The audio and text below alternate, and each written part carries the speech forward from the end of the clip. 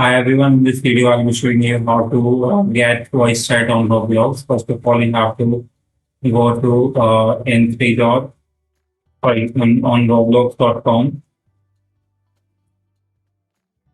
Now once you're here, you just need to go to in settings and click on setting. Now you have to go to in privacy and scroll down and you will see this microphone and camera input here. So just to get this to enable it, you just need to click on this toggle button.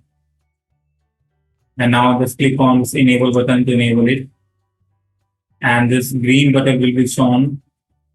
So the red dot indicates Roblox is using your audio. So when you use your voice chat, the red dot will show that Roblox is using your microphone actually.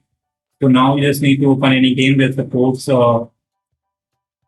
microphone as communication. And if you see any mic over a car head, just tap on it to enable voice chat. And now you can, after that, you can talk to anyone with your friend in the game itself. So hope you like it.